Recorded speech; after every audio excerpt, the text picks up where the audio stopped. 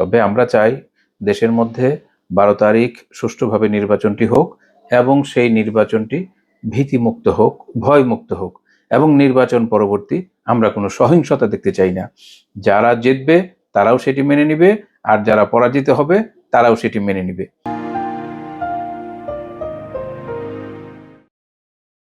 আজকে আমরা কথা বলবো নির্বাচনী বিষয় নিয়ে, নির্বাচনী ভাবনা নিয়ে। আমরা চাই ভয়মুক্ত, শঙ্কামুক্ত একটা ভোটদানের পরিবেশ। মানুষ ভোট দিতে যাবে, সেখানে শঙ্কা থাকবে না, সেখানে কোনো ভয় থাকবে না। এক পক্ষ আরেক পক্ষকে ভয় দেখাবে না যে আমাকে যদি ভোট না দাও তাহলে নির্বাচনী কেন্দ্রে যাবে না।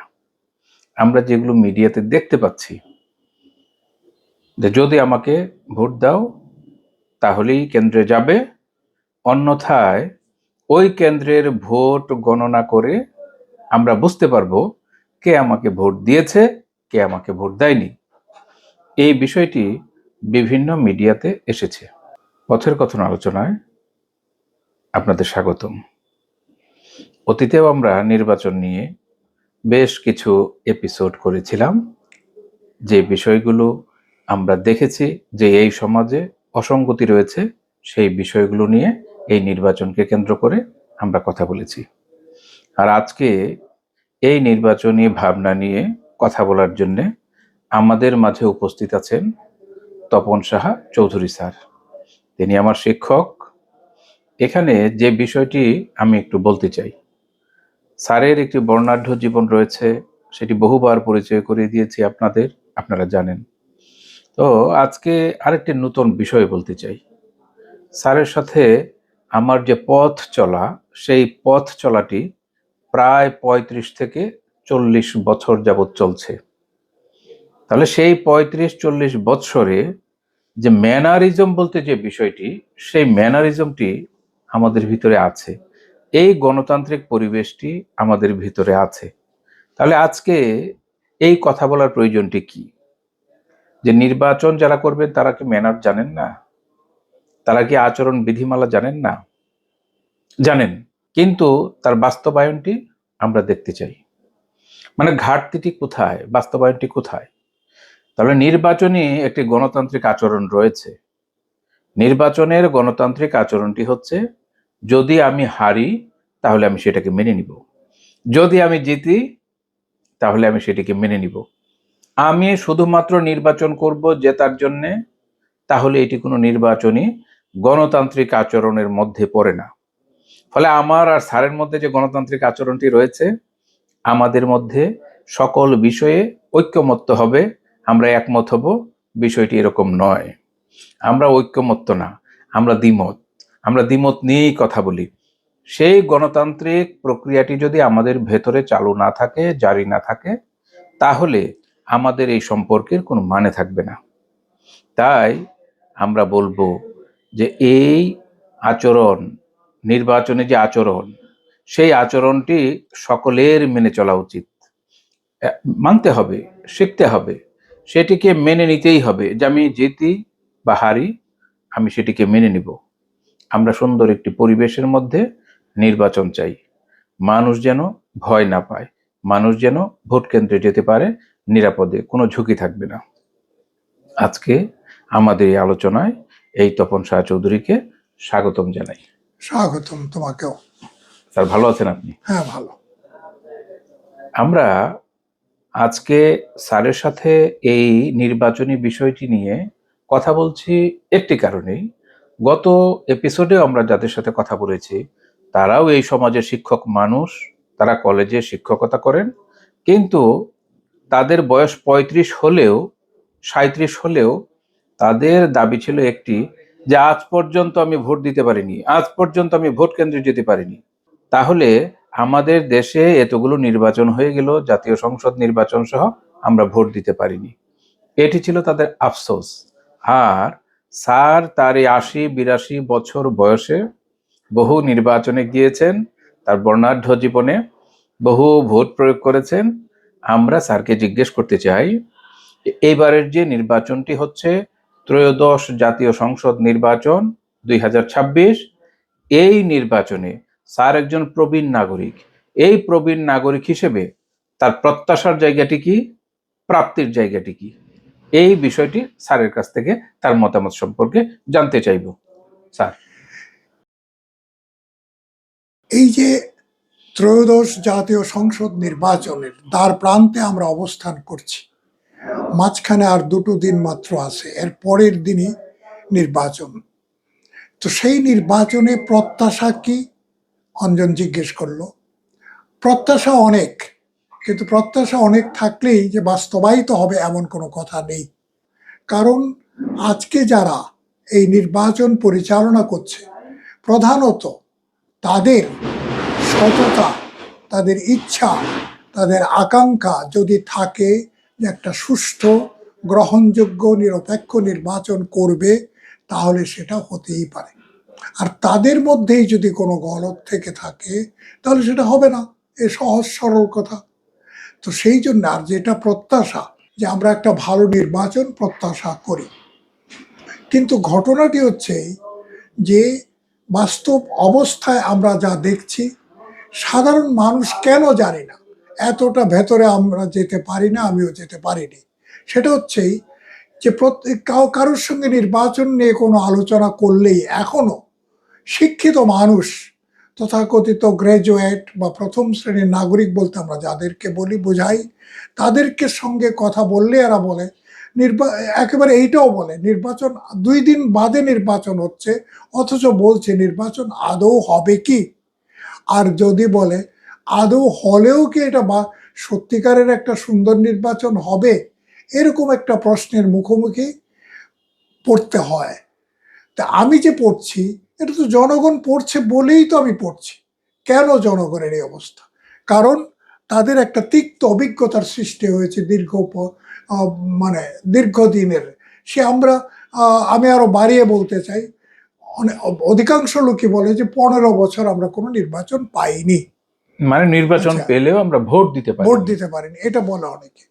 কিন্তু এর আগের যে নির্বাচনগুলো হয়েছিল, আমরা ভোট দিতে পেরেছি। কিন্তু ভোটকে আমরা যাদেরকে যেভাবে প্রয়োগ করেছি, সেটা কি সেভাবে বাস্তবায়িত হয়েছে? আমার ধারণা তা হয়নি। একের পর এক আমি বলতে পারি। সেটা আমি ওই যুক্তফ্রন্টের 54 নির্বাচন বাদ দিলাম, ভালো নির্বাচন হয়েছে। 70 নির্বাচন বাদ দিলাম, এক কথায় 2টো নির্বাচনকে বলা যায় ভালো হয়েছে। এরপরেই একটা অদ্ভুত অবস্থার মধ্যে আমরা পড়ে গেলাম। সেটা হচ্ছে স্বাধীন বাংলাদেশের প্রথম নির্বাচন 1973-এর। এটা কি সুন্দরভাবে বাস্তবায়িত হয়েছে? গণতান্ত্রিক পরিবেশে একটা সংবিধান দেওয়া হয়েছে, সেই সংবিধান অনুসারে নির্বাচন হয়েছে, কিন্তু তা কি সত্যিকারে ভালোভাবে বাস্তবায়িত হয়েছে নিরপেক্ষভাবে? মোটেই হয়নি। আমি পরিষ্কারভাবে বলছি, মোটেই 73-এর নির্বাচন ভালোভাবে বাস্তবায়িত হয়নি। উদাহরণ দেন একটা। আচ্ছা, একেবারে উদাহরণ আমি দিতে পারি, একের পর এক উদাহরণ দেওয়া যেতে পারে। কিরকম? আমার গ্রামের কেন্দ্রে, আমার হাসি উঠে এখন শুনলে, তো আমার মানে নিজের খুড়তুতো ভাই, সে এসে বলছে, ছোটদা জানো, আমি আজকে 5টা ভোট দিয়ে এসছি। অথচ সেখানে প্রতিদ্বন্দ্বিতা হচ্ছে এমন প্রতিদ্বন্দ্বী, যিনি তখনকার সরকারি দলের যিনি প্রার্থী, তিনি অত্যন্ত যোগ্য ব্যক্তি, নিঃসন্দেহে বেশ বড় একজন আইনজীবী, নামটা আমি নাইবা বললাম। আর তার বিরুদ্ধে যিনি দাঁড়িয়েছেন, তিনি একেবারেই অপরিচিত একজন ব্যক্তি, জাস্ট নির্বাচন করতে হবে, নির্বাচন করছে এমন একজন ব্যক্তি, জিততেনই তিনি। তো ওই ছেলেটি, আমার যে ভাই, তার কি দরকার ছিল ওই 5টা ভোট বাড়তি দেওয়ার? মোটেই দরকার ছিল না, স্বচ্ছন্দে দিয়ে এসছে। সেইখানে যারা পোলিং এজেন্ট, উভয় পক্ষের কেউ তাকে আপত্তি করেনি, বাধা দেয়নি, বা সেইখানে প্রিসাইডিং অফিসার যারা ছিলেন, তারাও কোনো প্রকার বাধা দেয়নি। এই গেল একটা উদাহরণ। আর মোস্তাক আহমেদের নির্বাচন, আর সেটা এর আগে আরেকটা, এটাও তাই। মুস্তাক আহমেদ পরাজিত হলো, কিন্তু তাকে ডেকে নিয়ে তৎকালীন সরকার প্রধান বলল, তুই চিন্তা করিস না, তোরটা আমি দেখছি। বাস, ঘোষণা হয়ে গেল, সে জয়লাভ করেছে, মুস্তাক আহমেদ, হ্যাঁ, খন্দকার মুস্তাক। বেশ। আচ্ছা, আমরা 73 দেখলাম, তারপর 73-এর পরে আসলো 79, তখন কিন্তু ক্ষমতায় হচ্ছে জিয়াউর রহমান সাহেব। তার আমলে যে নির্বাচনটা হলো, সেই নির্বাচনটা তুলনামূলকভাবে ভালো, এটা ঠিক। ওই 73-এর তুলনায় অবশ্যই ভালো, কিন্তু সেইখানে মানুষ সন্দিহান ছিল কি কারণে? জিয়াউর রহমান একটা ঘটনা ঘটিয়েছিল, সেটা হচ্ছে গণভোট। সে গণভোট অদ্ভুত একটা গণভোট, 90-এর অধিক জিয়াউর রহমানের হা ভোটে গেল, আর বাকিটা গেল না ভোটে। সেইখানে আমি নিজে জানি, আমি ভোট দিতে যাইনি, এরকম আমি আমার জানা মতে আমার এলাকায় কেউ গণভোটে অংশগ্রহণ করেছে বলে আমি দেখিনি। অথচ গণভোট হয়ে গেল। কি ছিল সে হ্যাঁ এবং নাতে? নাতে হচ্ছে যে এই যে মানে এতটা আমার মনেও নাই, কারণ সেই 70-এর দশকের ঘটনা তো। এইটুকু ছিল যে আপনারা কি মনে করেন যে জেনারেল জিয়াউর রহমান যে শাসন কাজ চালাচ্ছে সেটা সঠিক? জাস্ট এইটুক। যদি সঠিক হয় তাহলে হা দেন, আর যদি আপনি সঠিক না মনে করেন তাহলে না দেবেন। কিন্তু আমার জানা মতে 10 জন লোক ভোট দিয়েছে কিনা সন্দেহ, অথচ দেখা গেল তিনি বিপুল হা ভোট বিপুল ভাবে জয়ী হয়ে গেল। এই এই অভিজ্ঞতার থেকে মানুষ 79 নির্বাচনকেও সঠিক নির্বাচন বলে বা গ্রহণযোগ্য বলে গ্রহণ করতে দ্বিধান্বিত ছিল। এর পরবর্তীতে এই 79-র পরবর্তীতে আসলো ওই 86, 88 নির্বাচন এরশাদের, যখন এরশাদ রাষ্ট্রপতি। এরশাদ রাষ্ট্রপতির সময় নির্বাচনের তো আমি নিজেই অভিজ্ঞ। আমি প্রিসাইডিং অফিসার হিসাবে গিয়েছিলাম সেই আমাদের এই এলাকার একটা জায়গায়। এক অদ্ভুত অভিজ্ঞতা হয়েছে, মানে এমন অদ্ভুত অভিজ্ঞতা যে সেখানে দেখা গেল 12টা অব্দি একটা ভোটারও যায়নি ভোট দিতে। একটা পর্যন্ত দেখা গেল 173টা ভোট পড়েছে সত্যিকারের, আর ভোট পড়েনি। ঠিক 4টের দিকে আমরা তখন তল্পা গুটিয়ে চলে আসবার মানে উপক্রম, সেই সময় একটা মাইক্রো এসে থামলো, থেমে বেশ কয়েকজন নামলো, নেমে বলছে কত পার্সেন্ট ভোট পড়ছে। পার্সেন্টেজ তো আমি বলিনি, আমার যে প্রিসাইডিং অফিসার আমার স্কুলেরই শিক্ষক প্রয়াত শফিকুল ফারদৌস সাহেব, অত্যন্ত নীতিবান লোক, তিনি আস্তে আস্তে বললেন যে পার্সেন্ট কি করে বলবো, 173টা ভোট পড়েছে। 173 মানে আপনারা কি করেছেন তাহলে? দেখো এইবার কি অদ্ভুত একটা ঘটনা, আপনারা কি করেছেন তাহলে? তখন বলল যে আমরা কি করব? বলছে দেন আমাকে ভোট এটা মানে ব্যালট বক্স মানে ব্যালট পেপার গুলো দিয়ে দেন। তো ফেরদৌস নেন, দিয়ে দিলেন। দিয়ে দেওয়ার পরে ফেরদৌস সাহেব শুধু একটা অনুরোধই করলেন যে দেখুন, যেইখানেই ছাপ দেন একটাতে দেবেন, না হলে এখন 4টে বেজে গেছে, আমরা গুনবো কি করে? তাই করলো। বাকি 2000 ভোট দিয়ে দিল তৎকালীন লাঙ্গল মার্কায় প্রার্থী মমতা হক। তাহলে ওই যে আপনি যে বললেন যে প্রিসাইডিং অফিসার অত্যন্ত সৎ মানুষ, প্রয়াত ওই শফিকুল ফেরদৌস স্যারের কথা, আমি তার সাবেক ছাত্র, তার নীতি নৈতিকতাটি এখানে প্রশ্নবিদ্ধ হয়ে গেল না? অবশ্যই, কিন্তু হয়ে গেল তখন তো তার করারও কিছু নেই। হ্যাঁ, এমন কিছু ব্যাপার আছে, অনেক নীতিবান সৎ মানুষও তার নীতিতে সততায় অটল থাকাটা সত্যি কঠিন হয়ে পড়ে। বেশ, এর পরবর্তীতে আমরা 86 সাল শেষ হইল, তারপর 86, 88 দুটোই প্রায় একই আচ্ছা রকমের শেষ হইল। নির্বাচন। এর পরবর্তীতে 90-এর পরে 91-এর যে নির্বাচনটা হলো, এটা গণ আন্দোলনের পরিপ্রেক্ষিতে এটা অনেকটাই বলা চলে যে একটা ভালো গ্রহণযোগ্য নির্বাচন। স্বৈরাচারের পতন। কারণ কোন নির্বাচনকে আমরা এই মানে তৃতীয় বিশ্বের বা অনুন্নত বিশ্বের কোন নির্বাচনকে আমরা একেবারে 100% সঠিক বলতে পারি না। সেরকম 91 নির্বাচনকে যদি 100% নাও বলি, তবু মানতেই হবে নির্বাচনটি তত্ত্বাবধায়ক সরকারের অধীনে একটি ভালো নির্বাচন হয়েছে, প্রথমটি। তারপরে আবার 96 একটা নির্বাচন হলো, সেটা প্রশ্নবিদ্ধ হয়ে গেল, আন্দোলন হলো। সে আন্দোলনের ফলে আবার তত্ত্বাবধায়ক সরকার নতুন করে আসলো। 96 সেই নির্বাচন আবার অধিকাংশ লোক বা অধিকাংশ দল মেনে নিল, ভালোই হয়েছে। এইটা 96 কিন্তু দুটো নির্বাচন হলো কয়েকদিনের ব্যবধানে। একটাকে আমরা বলি প্রহসনের নির্বাচন। প্রহসার পরেরটা সঠিক। যাই হোক, এর পরের 5 বছর পরে 2001-এ আরেকটা নির্বাচন হলো। সেটাকেও বলা হয় যে এটা একেবারেই বয়স বাড়িয়ে তত্ত্বাবধায়ক প্রধানের মানে প্রধান উপদেষ্টার বয়স সীমা বাড়িয়ে এরকম করা হয়েছে, প্রধান বিচারপতির বয়স বাড়িয়ে 1 কোটির অধিক মানে ভোটার বাড়ানো হয়েছে। এই সকল প্রশ্ন বিদ্ধ নির্বাচন হয় 2001-এ। এই গেল একটা নির্বাচন। এরপর আসলো সামরিক বাহিনীর তত্ত্বাবধানে একটা সরকার হয়েছিল। সেই সরকারের আমলে যে নির্বাচনটা হলো 2008-এ, এটা সকল দলই আবার গ্রহণযোগ্য বলে মেনে নিয়েছিল। এটা আমার যতটুকু মনে পড়ে সবাই মেনে নিয়েছে। 2008-এর পরে ক্রমান্বয়ে 2008, 2014, 2014-র পরে 2018, 2018-র পরে 2024, এইটা শুধু একটা দল, ক্ষমতাসীন দল ছাড়া আর কেউ মেনে নেয়নি। শুধু মেনে নেয়নি, পরিষ্কার বলে এটা কোনো নির্বাচনই হয়নি। এই অবস্থা হচ্ছে আমাদের দেশের নির্বাচনী অবস্থা।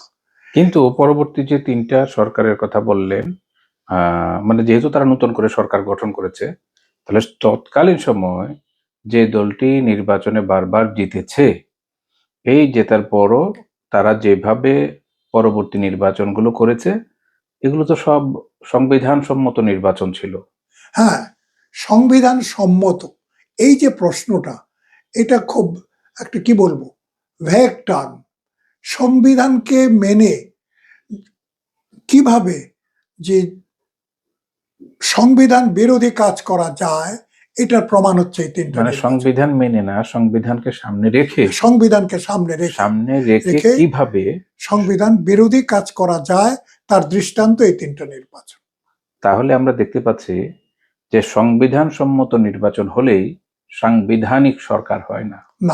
সাংবিধানিক সরকার যদি হতে হয়, তাহলে সংসদের মধ্যে গণতন্ত্রকে উপস্থিত থাকতে হবে এবং দেশের রাষ্ট্রীয় যত প্রতিষ্ঠান থাকবে, সেই প্রতিষ্ঠানগুলোর মধ্যে এই গণতান্ত্রিক যে প্র্যাকটিস, টপ টু বটম সকলের মধ্যে সেটা থাকতে হবে। যদি না থাকে, তাহলে সেটিকে সাংবিধানিক সরকার বলার উপায় নেই। আর গণতান্ত্রিক যে প্রতিষ্ঠানগুলো রয়েছে রাষ্ট্রীয়, সেগুলো আর সে ফাংশনটা করে না। নামে গণতন্ত্র, কিন্তু আর সে ফাংশনটা করে না। Exactly so. এটাই হচ্ছে ব্যাপার আমাদের দেশে। শুধু আমি আবারও বললাম যে এই তৃতীয় বিশ্বের দেশে বা অনুন্নত বিশ্বে এই মানে সাংবিধানিক সরকারের নামে যা করা হয় সবগুলোই গণতান্ত্রিক নয়। বেশ, 24 আমরা দেখলাম। এরপর বর্তমান নির্বাচন একে এই মুহূর্তে একেবারে এক্ষুনি ভবিষ্যৎবাণী করা যায়। তাহলে আমরা একটু যদি বাদ দিয়ে দিই, তাহলে হয় না সেই সরকারটিকে যে গণতান্ত্রিক অভ্যুত্থানটি ঘটলো, যেটাকে আমরা 24শে জুলাই গণ অভ্যুত্থান বলি, সেই গণ অভ্যুত্থানের মাধ্যমে সেই দলটি দেশ ছেড়ে চলে যায়। মানে যারা নেতৃবৃন্দ, যারা এমপি সাহেব ছিলেন, যারা মন্ত্রী ছিলেন, প্রধানমন্ত্রী ছিলেন, সকলেই তাদের উপরের স্তরের সকল নেতারাই প্রায় দেশ ছেড়ে চলে যায়, আর বাকিরা জেলখানায়। তো এর পরবর্তীতে সেই আমরা যে বলছি বারবার গণতান্ত্রিক গণ অভ্যুত্থান যেটি ঘটলো, সেই গণ অভ্যুত্থানের যে আকাঙ্ক্ষা, সেই আকাঙ্ক্ষা বাস্তবায়নের জন্যই এই নির্বাচনটি। তাহলে আপনি কি মনে করছেন যে গণতান্ত্রিক গণ অভ্যুত্থানের যে আকাঙ্ক্ষা ছিল মানুষের ভেতরে, সেই আকাঙ্ক্ষার কি বাস্তবায়ন করতে যাচ্ছে? তারা বারবার বলছে আমরা সাম্য চাই, আমরা সমতা চাই, সকলের সমান অধিকার চাই, আইনের শাসন চাই। আপনার কি মনে হচ্ছে? এই ক্ষেত্রে আমাকে যে কথাটা বলতে হয় যে প্রথম এই যে গণ অভ্যুত্থান হলো, সে আন্দোলনের সূত্রপাত কি? বৈষম্যহীন শিক্ষা ব্যবস্থা। এই যে কথাটা বৈষম্যহীন এইখানে আসলো, তার পরবর্তী পর্যায়ে আমরা বলি বৈষম্যহীন একটা সমাজ চাই। এইটা যদি চাই, তাহলে এই সরকার সত্যি কি বৈষম্যহীন সরকার গড়ার কোনো প্রক্রিয়ার মধ্যে দিয়ে যাচ্ছে বা উদ্যোগী? আমার কিন্তু ব্যক্তিগতভাবে মনে হয় যে ঠিক সেরকম বৈষম্যহীন কোনো সমাজ গড়ার লক্ষ্য এই সরকারের নাই। এই সরকারের যেটা ইচ্ছে সেটা হচ্ছে যে এই সরকার যাতে করে মানে ক্ষমতায় থাকতে পারে সেই চিন্তার থেকে এই সরকার কাজ চালিয়ে যাচ্ছে। আমি খোলাখুলিভাবে এটা বলছি। কি কারণে? যে একের পর এক এখানে তোমার এখানে যেগুলো লিখছো সেগুলোর মধ্যে এগুলো আসবে। ১ নম্বর হচ্ছে যে এটা সরকার ইচ্ছে করলেই পারে। কয়েকটা নির্বাচনী ইয়ে বাদ দিয়েই যদি আমরা বলি, এই একটা অন্তর্বর্তীকালীন সরকার, নির্দিষ্ট কোনো সময়সীমার ম্যান্ডেট নিয়ে সরকার আসেনি। সরকারের কাজ কি?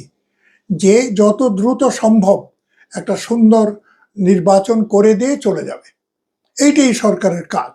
যদি তাই হয়, সংস্কার করেছে, গণভোট হবে। এটা কি মানে এই গণভোট কি এটা প্রথমত যে সংবিধানের কাছে এরা শপথ নিল সেই সংবিধানেই তো গণভোট বলে কোনো বস্তু নেই। আচ্ছা, যদি থেকেও থাকে, এরপরে এই যে সংস্কারগুলো হচ্ছে সেটা সংসদে পাশ করাতে হবে, যে সংসদ আসছে। যদি পাশ না করায় তাহলে এটা থাকবে না। তাহলে এইগুলি নিয়ে তারা এত মাথা ব্যথা কেন? তাদের তারা এত দেশে দরদি হয়ে গেল কেন? এটা হচ্ছে আমার সবচেয়ে বড় প্রশ্ন। বর্তমান যে নির্বাচনটি হচ্ছে, এই নির্বাচনের মধ্যে নারীদেরকে কতটুকু প্রাধান্য দেওয়া হচ্ছে? কিন্তু আমরা বলতে চাচ্ছি যে রাজনৈতিক দলগুলো বর্তমানে আছে, হ্যাঁ, এটাই। তারা নারীদেরকে কতটুকু গুরুত্ব হ্যাঁ, দিচ্ছে এইটাতে আসছে। তা আমরা কি করে বুঝবো? হ্যাঁ, এইটাতে আসছে। উপদেষ্টা পরিষদে 4 জন নারী আছেন। তো এটা উপদেষ্টা পরিষদের একটা ভালো লক্ষণ। কিন্তু যারা নির্বাচনে আসছে তারা কি সত্যিকার অর্থে নারী নেতৃত্ব চায় না চায় না, এইটা আগে দেখতে হবে। এইখানে দুটো বড় দল আজকে যেটা আলোচনার ক্ষেত্রে উঠে আসছে, বড় জোট। হ্যাঁ, দুটো বড় জোট, যারা আন্দোলনে মানে যারা আলোচনায়, নির্বাচনী আলোচনায় যারা মুখ্য, তারা কি চায়? তাদের মধ্যে একটা তো চায়ই না, এটা পরিষ্কার ব্যাপার। কারণ একটি জোটের প্রধান দলটি চায় যে না, মানে কোনো নারী সরকার পরিচালনার ক্ষেত্রে প্রধান ভূমিকা রাখতে পারবে না, এটা চাইছে। শুধু তাই না, তার সঙ্গে যারা আছে, জোট সঙ্গে একটি বড় দল, তারা একেবারেই একসঙ্গে বসতেই চাইছে না কোনো একটি নারীর সঙ্গে। যেমন এটা বলাই চলে, ফয়জুল করিম। হ্যাঁ, ফয়জুল করিম, তিনি ইসলামী আন্দোলনের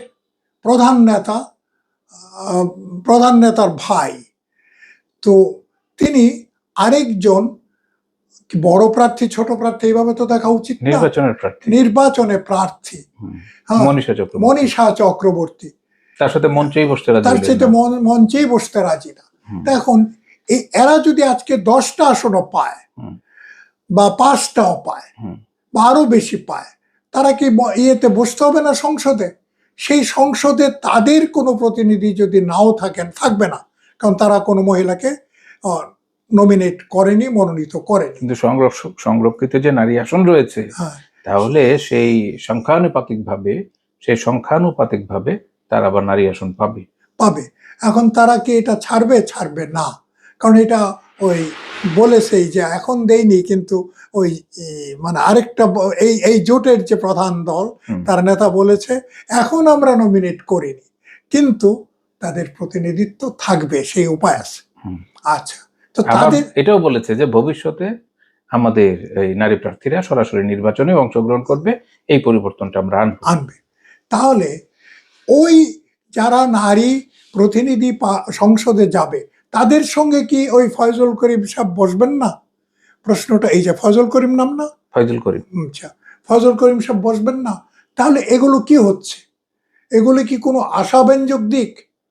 মোটেই আশাব্যঞ্জক দিক নয়। এই জন্যেই আমরা বলছি যে একটা আমূল পরিবর্তন এই ব্যবস্থার যদি না ঘটে, তাহলে আমূল পরিবর্তনটা যদি ঘটতেই হয়, কারা ঘটাবে? জনগণ ঘটাবে। সেই জনগণ কারা? সেই আমূল পরিবর্তন যে সকল দেশে হয়েছে, যেমন একটা মোটের উপর একটা গণতান্ত্রিক পদ্ধতি ভারতে রান করছে, মোটের উপর। আমি এটাও বলি না যে একেবারে সুষ্ঠু গণতান্ত্রিক পদ্ধতি, কিন্তু সেইখানে গণতন্ত্রে মানে জনগণের ভোটে পরিবর্তন হচ্ছে। দেখা যাচ্ছে অতি শক্তিশালী প্রধানমন্ত্রী ইন্দিরা গান্ধীও নির্বাচনে হেরে গিয়েছে। তাহলে কি প্রমাণ হয়? যে না, সেখানে একটা গণতন্ত্র আছে, গণতান্ত্রিক নির্বাচন হয়। কিন্তু আমাদের দেশে পরিবর্তনটা কিভাবে হবে? দুটো জিনিস, একটা সমাজ ব্যবস্থা পরিবর্তনের দুটো উপায়, একটা হচ্ছে সংসদীয় নির্বাচনের মাধ্যমে, আরেকটা হচ্ছে শ্রমিক কৃষক মিলে যদি কিন্তু সংসদীয় যে নির্বাচনের কথা আপনি বলছেন, তাহলে সংসদীয় নির্বাচনে নারীদেরকে সরাসরি যে প্রার্থী হওয়া, তাহলে সেই প্রার্থীর মধ্যে পার্সেন্টেজের মধ্যেই আসে না। যেমন 300 আসনে যদি নির্বাচন হয়, তাহলে সবচেয়ে বড় জোটটি, যদি আমরা বিএনপি জোটের কথা বলি, তাহলে সেইখানে নারীদেরকে মনোনয়ন দেওয়া হয়েছে মাত্র 6 জনকে। তাহলে সেই ক্ষেত্রে সেটা পার্সেন্টেজের মধ্যে কত? 300 আসনের মধ্যে কত হলো? তাহলে ন্যূনতম যদি 1%ও দেয়, তাহলেও তো 9 জনকে দিতে হবে। তাহলে সেই ক্ষেত্রে আমরা যদি বলি যারা সংসদে যাবেন তারা নারীদের অধিকারটা সংরক্ষণ করবেন, কিভাবে সম্ভব? না, তারা পারবে না সংরক্ষণ করতে। নারী সমাজ উদ্যোক্তা হয়ে তাদের আন্দোলনে সংগ্রামে অবতীর্ণ হতে হবে। এখন যারা সেই আন্দোলনে অবতীর্ণ হন, আমরা দেখেছি প্রত্যেকটা আন্দোলনের মধ্যেই নারীরা তাদের অংশগ্রহণ রেখেছেন। আবার এই জুলাই গণ অভ্যুত্থানেও প্রত্যেকটা নারী বা প্রত্যেকটা যারা জোট ছিল, দল ছিল, তাই সেই নারীরা সেখানে অংশগ্রহণ করেছে।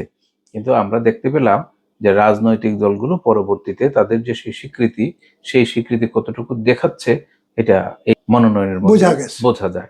আবার বামপন্থী যে জোট, বামপন্থীদের জোটের মধ্যে যথেষ্টই নারী রয়েছে নাকি, এই বিষয়ে কি বলবেন আপনি? হ্যাঁ, যথেষ্ট রয়েছে, অন্তত যথেষ্ট রয়েছে। তাদেরকে সেই সম্মানটা তারা বোধহয় দেখাচ্ছে। যদি আমাদের দেশে পিআর পদ্ধতি চালু হতো, আমাদের বর্তমানে 51% ভোটার হচ্ছে নারী, তাহলে সেই নারীরা যদি পিআর পদ্ধতিতে নির্বাচন করতো, তাহলে তো মনে হয় 300-র মধ্যে 150 জন প্রার্থী তারা পেয়ে যেতেন। আর নারীরাও যদি নারীদেরকে ভোট দিতেন, 150 জন না হোক, এটা উল্লেখযোগ্য সংখ্যক হয়তো বা পেতে পারত। নারীরাও যদি নারীদেরকে ভোট দিতেন বা দেন, তাহলে সেই 150 তো পার হয়ে যাওয়ার কথা। এটা আমিও ঠিক বুঝতে পারছি না। এখন তুমি আমার ভুলটা ধরিয়ে দিলে।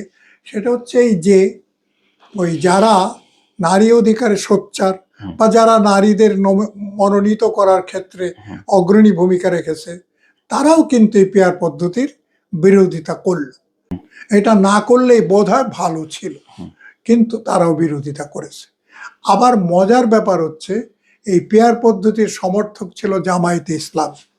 হ্যাঁ, কারণ তাদের এখন এই অবস্থায় যদি পিআর পদ্ধতির আন্দোলন হতো, তাহলে বিরোধিতা হয়তো করতো এরাও। কারণ যখন জামায়াত পিআর পদ্ধতিকে সমর্থন দিচ্ছে, তখন তারা নিজেদেরকে এত শক্তিশালী ভাবেনি, এখন তারা যতটুকুন শক্তিশালী হয়ে গিয়েছে। আবার বামপন্থীরাও চেয়েছিল পিআর পদ্ধতি, পরে তারাও সেখান থেকে সরে এসেছে। আমি তো এটা বললামই যে তারা সরে এসছে। তারা সরে না আসলে ভালো করতো, এটা আমার এই মুহূর্তের ধারণা। হ্যাঁ, কিন্তু এটা তখন আমার এই ধারণা ছিল না। তাহলে আপনি সর্বশেষ যদি আমরা টানি যে একজন প্রবীণ নাগরিক হিসেবে আপনার ইচ্ছেটা কি, চাওয়াটা কি এই নির্বাচনকে কেন্দ্র করে?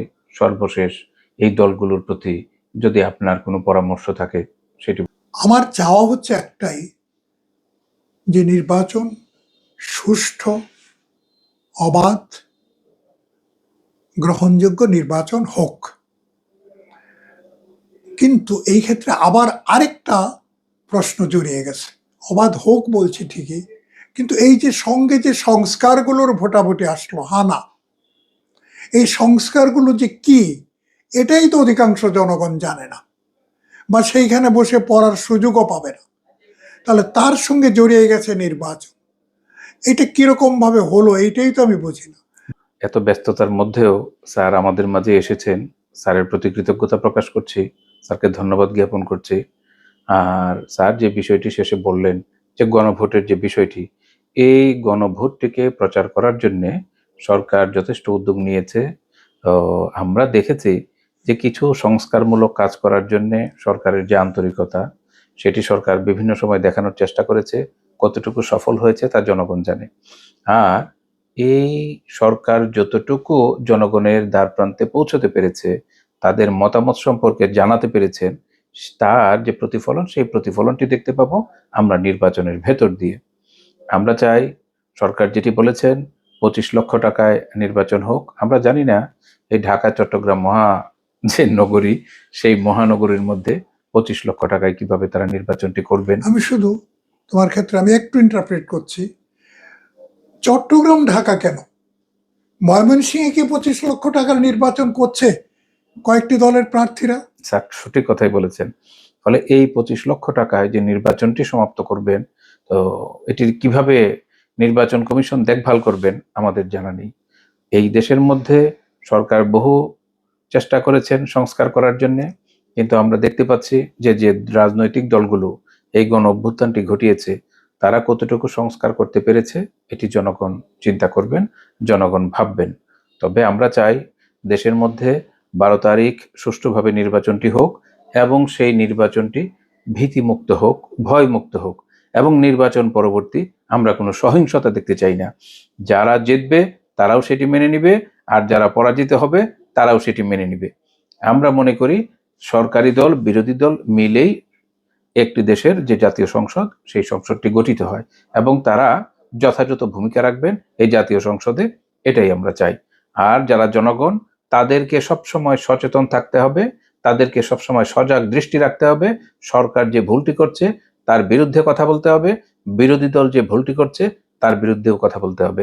আমরা চাই উভয়ের মধ্যে গণতান্ত্রিক প্রক্রিয়াটি চালু থাকুক। সকলকে ধন্যবাদ। আমরা আজকের মতো পথের কথন আলোচনা এখানেই শেষ করছি।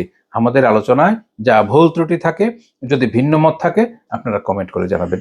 ধন্যবাদ সকলকে। হ্যাঁ, এই ক্ষেত্রে আমি একটু কথা বলি। এই যেমন অঞ্জন বলল যে আমাদের দুজনের মধ্যে ভিন্ন মত আছে, এটা তো আমাদের আলোচনার মধ্যেও বেরিয়ে আসছে। তো এটা থাকবে, ভিন্ন মত থাকবে, সে ভিন্ন মতকে গুরুত্ব দিতে হবে, তাহলেই গণতন্ত্র কায়েম হবে, অন্যথায় নয়। ধন্যবাদ সকলকে।